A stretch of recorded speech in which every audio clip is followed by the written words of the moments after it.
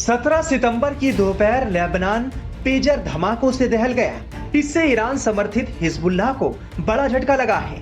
दरअसल मंगलवार को लेबनान में अचानक पेजर फटने लगे। एक साथ पेजर इस्तेमाल करने वाले हजारों लोग इस विस्फोट का शिकार हो गए।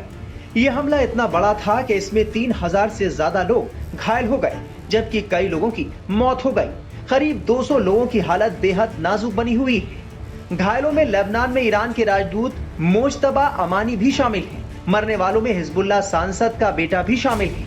हादसे में हिजबुल्लाह के मेंबर की 10 वर्षीय बेटी की भी मौत हो गई। आशंका जताई जा रही है कि मृतकों का आंकड़ा और बढ़ सकता है। लेबनान में हुए सीरियल ब्लास्ट में घायल होने वालों में हिजबुल्लाह के लड़ाके और चिकित्सक भी शामिल हैं। हिजबुल्लाह के लड़ाकों की ओर से कम्युनिकेशन के लिए इस्तेमाल किए जाने वाले पेजर्स में विस्फोट से हड़कंप मच गया। लेबनान में हुए इन धमाकों के बाद अफरा तफरी मच गई और चारों तरफ चीख पुकार की आवाजें आ रही थीं।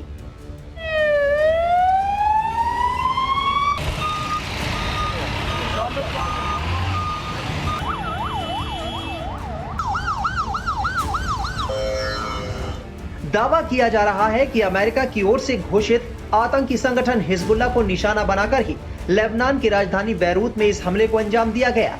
बता दें कि अमेरिका और यूरोपीय संघ ने हिजबुल्लाह पर प्रतिबंध लगाया हुआ है, जबकि ईरान इसका खुलकर समर्थन करता है। लेबनान में पेजर्स में हुए विस्फोट के लिए हिजबुल्लाह ने इजराइल पर आरोप लगाया है। हिजबुल्लाह ने इस हमले को सबसे बड़ी सुरक्षा चूक भी करार दिया। हिजबुल्लाह ने कहा है कि सभी पेजर्स एक साथ फटे। लेबनान में हुए ये सीरियल ब्लास्ट अपने तरह की पहली घटना है। गाजा में इजराइल के हमलों के बाद से ही हिजबुल्लाह ने इजरायली डिफेंस फोर्स के खिलाफ जंग छेड़ रखी है। इजराइल और हिजबुल्लाह के बीच हालात बद से बदतर होने की ओर बढ़ रहे हैं। ऐसे में लेबनान में हिजबुल्लाह को निशाना बनाकर किए गए इस पेजर हमलों से हिजबुल्लाह और इजराइल में जंग तेज हो सकती है। हिजबुल्लाह ने इन ब्लास्ट के लिए सीधे तौर पर इजराइल को जिम्मेदार ठहराया है। हिजबुल्लाह का कहना है कि इस हमले में उसके 3 से 4 लड़ाके भी मारे गए हैं। ऐसे में हिजबुल्लाह ने इस ब्लास्ट का बदला लेने की कसम खाई है। लेबनानी संगठन हिजबुल्लाह ने मंगलवार को एक बयान जारी किया, जिसमें उसने कहा कि वो इस हमले के लिए इजराइल को पूरी तरह से दोषी मानता है, जिसकी वजह से कई लोग शहीद हुए और बड़ी संख्या में लोग घायल हुए हैं। हिजबुल्लाह का कहना है कि इस आपराधिक और विश्वासघाती दुश्मन को इस हमले के लिए ऐसी सजा मिलेगी जिसकी वो उम्मीद भी नहीं कर सकता।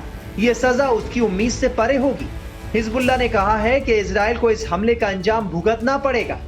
हालांकि इजराइल ने हिजबुल्लाह के इन आरोपों पर कोई बयान जारी नहीं किया है, न ही आरोपों का खंडन किया। इजरायली सेना का कहना है कि वो इस घटना पर कोई टिप्पणी नहीं करेगी।